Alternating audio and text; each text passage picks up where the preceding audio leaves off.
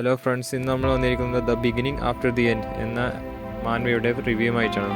ഈ മാൻവയെക്കുറിച്ച് പറയുകയാണെങ്കിൽ ഇത് വൺ ഓഫ് ദ ബെസ്റ്റ് മാൻവ. എനിക്കൊരു ഇഷ്ടപ്പെട്ടൊരു മാൻവയായിട്ടാണ് എനിക്ക് പറയാനുള്ളത്. ഈ ഒരു കഥയുടെ മെയിൻ ക്യാരക്ടറാണ് കിങ് ഗ്രേ, അല്ലെങ്കിൽ നമുക്ക് ആർത്തർ എന്നും പറയാം. ഈ കഥ തുടങ്ങുന്നത് കിങ് ഗ്രേയുടെ മരണവും അല്ലെങ്കിൽ റീഇൻകാർണേഷനും കൂടിയാണ്.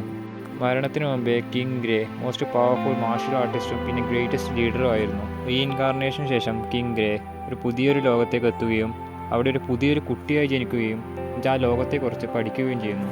കിങ് ഗ്രേ ആർത്തർ എന്ന പേരിൽ അവരുടെ പുതിയൊരു ലോകത്തെ അഡ്വഞ്ചർ സ്റ്റാർട്ട് ചെയ്യുന്നു. ഈ പാർട്ടോട്ടാണ് കഥയുടെ മെയിൻ പാർട്ട് സ്റ്റാർട്ട് ചെയ്യുന്നത്. ഇനി ഇതിൻ്റെ അപ്പുറത്തുള്ളത് നിങ്ങൾ സ്വയം വായിച്ചറിയേണ്ടതാണ്.